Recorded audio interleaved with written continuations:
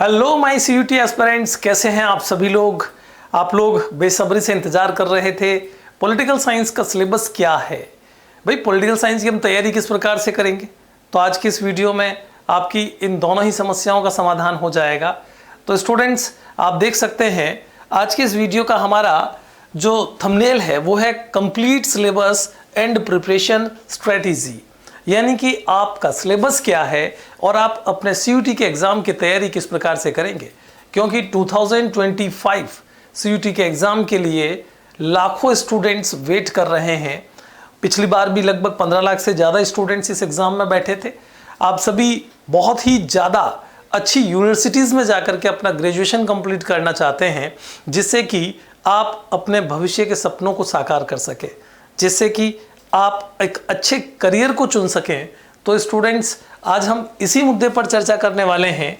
यहाँ पर आप देखिए, सबसे पहले तो भारत में स्वतंत्र भारत में राजनीति, चूंकि आपकी बुक जो है वो दो हिस्सों में बटी हुई है, पहला पोर्शन या दूसरा पोर्शन उससे कोई फर्क नहीं पड़ता, पहला पार्ट या दूसरा पार्ट उससे कोई फर्क नहीं पड़ता, लेकिन आपके चैप्टर्स कौन कौन से हैं ये देखें आप। तो चैप्टर है आपका नंबर 1, एक दल के प्रभुत्व का दौर।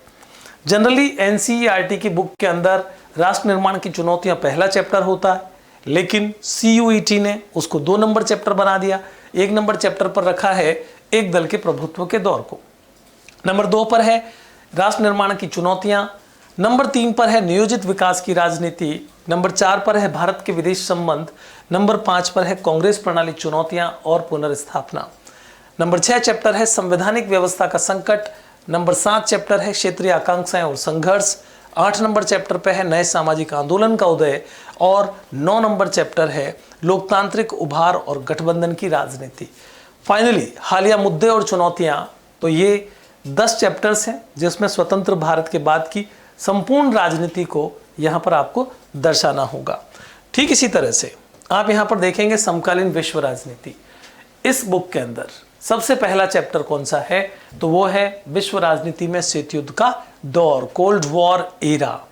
उसके बाद है दूसरी दुनिया का विघटन और द्विध्रुवीयता का पतन। नंबर 3 पर है विश्व राजनीति में अमेरिकी वर्चस्व।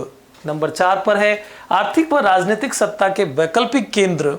5 चैप्टर नंबर 5 है शीत युद्धोत्तर काल में दक्षिण एशिया, जिसे हम समकालीन दक्षिण एशिया भी कहकर पुकारते हैं। नंबर 6 पर है आपका चैप्टर एक ध्रुवीय विश्व में अंतर्राष्ट्रीय संगठन। 7वां चैप्टर है समकालीन विश्व में सुरक्षा। 8वां चैप्टर है वैश्विक राजनीति में पर्यावरण और प्राकृतिक संसाधन और 9वां नंबर चैप्टर जो है वो है वैश्वीकरण एवं इसके आलोचक। ये तो हो गया आपका कंप्लीट सिलेबस। अब हम स्ट्रेटेजी पर थोड़ी चर्चा कर लेते हैं। तो देखें आप, सबसे पहले तो हम अगर सिलेबस में किस प्रकार से आपके पॉलिटिकल साइंस में क्वेश्चंस पूछे जाते हैं अगर उसकी बात करें, तो ये आपके की इंफॉर्मेशन है about the CUET political science syllabus.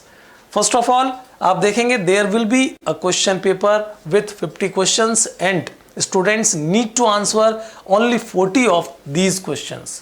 तो भाई पॉलिटिकल साइंस का पेपर देते समय आपको ये ध्यान में होना चाहिए कि आपको 50 में से 40 प्रश्न जो हैं वही अटेम्प्ट करते हैं, ठीक है ना। तो आपको अभी से पता होना चाहिए 2025 का पेपर देने जा रहे हैं, पेपर कैसा होगा, समझ गया पहला पॉइंट। दूसरा पॉइंट देखिए, examination score position of 200 points, maximum score possible of 200 points. इसका मतलब यह है कि आपको जो मैक्सिमम स्कोर हासिल करना है वो कितना है, 200 पॉइंट्स का है। The exam will be 45 minutes long, आपका एग्जाम 45 मिनट का होगा and will include objective multiple choice questions, और इसमें आपके जो प्रश्न होंगे वो होंगे मल्टीपल चॉइस, मींस आपको ABCD ऑप्शन दिया हुआ होगा, उसमें से आपको सही उत्तर का चयन करना होगा। की पॉइंट्स टू वॉच ऑन, इसमें आप देखें first hard work, smart work, positivity. आपको बहुत कठिन परिश्रम करना है, आपको स्मार्ट वर्क करना है। कई बार ऐसा होता है कि हम लोग बहुत सारा पढ़ना चाहते हैं लेकिन क्वालिटी पढ़ाई भूल जाते हैं। पढ़ तो बहुत लिया बट क्वालिटी नहीं आ पाई। तो कहते हैं ना क्वालिटी ज़्यादा ज़रूरी है क्वांटिटी से। तो ठीक इसी तरह से पढ़ना है लेकिन स्मार्टली पढ़ना है, वह जो एग्ज़ाम के लायक हो। और पॉजिटिव रहना है हर समय।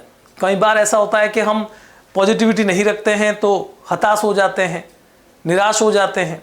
जो सफलताएं हम पॉजिटिविटी से हासिल कर सकते हैं वो हम निराश होकर हासिल नहीं कर सकते। अब देखिए सीबीटी हाइब्रिड, यानी कि हम कह सकते हैं कि साहब आपके कुछ पेपर्स जो हैं वो आपको कंप्यूटर मोड पर देने पड़ सकते हैं, कुछ पेपर आपको पेपर मोड पर देने पड़ सकते हैं। इसको सीबीटी हाइब्रिड कह करके पुकारा जाता है। तो आपको प्रैक्टिस होनी चाहिए दोनों ही तरह से पेपर देने की। एमसीक्यूज क्वेश्चन होंगे तो ज़्यादा से ज़्यादा एमसीक्यूज क्वेश्चन करने की प्रैक्टिस अभी से डाल दीजिए।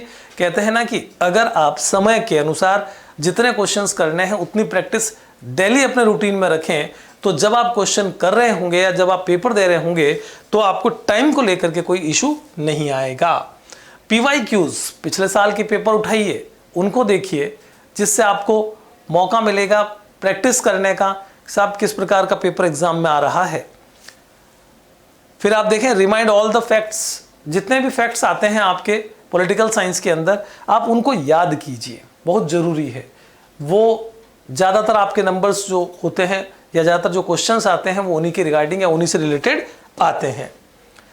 अब देखें आप प्रैक्टिस मॉक टेस्ट पेपर्स, भाई अभी से जुड़ जाइए, मॉक टेस्ट पेपर लीजिए, उनकी प्रैक्टिस कीजिए, क्योंकि आखिरकार एग्जाम में तो आपको इसी प्रकार के क्वेश्चंस फेस करने होंगे। तो जितने ज़्यादा मॉक टेस्ट आप लेंगे उतना ज़्यादा आप एग्जाम में अच्छा कर पाएंगे।